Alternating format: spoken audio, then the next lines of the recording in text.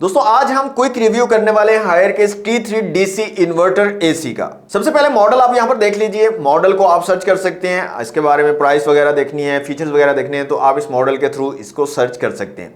दो कलर में अवेलेबल था, ग्रे एंड व्हाइट। मैंने ग्रे चूज किया है। ग्रे टेक्सचर के साथ आता है और बहुत ही खूबसूरत और एलिगेंट लुक जो है प्रोवाइड कर देता है। फीचर्स की दोस्तों यहां पर बात करें तो T3 टेक्नोलॉजी के साथ आता है ये एसी, मतलब कि बहुत ज्यादा गर्मी पड़ने पर भी आपका एसी हमेशा चिल रहेगा और अच्छी परफॉर्मेंस आपको देता रहेगा। इसके साथ साथ हीट एंड कूल के साथ आता है ये एसी।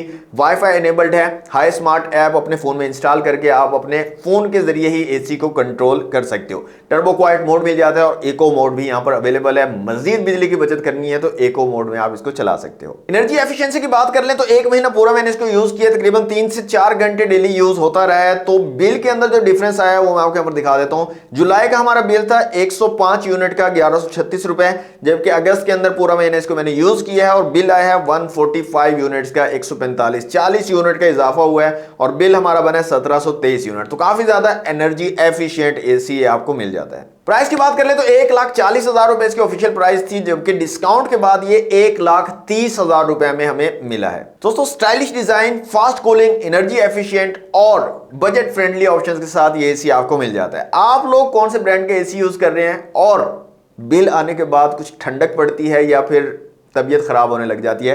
कमेंट बॉक्स में जरूर बताइएगा और अनबॉक्स बाबा जी को फॉलो करना मत भूलिएगा।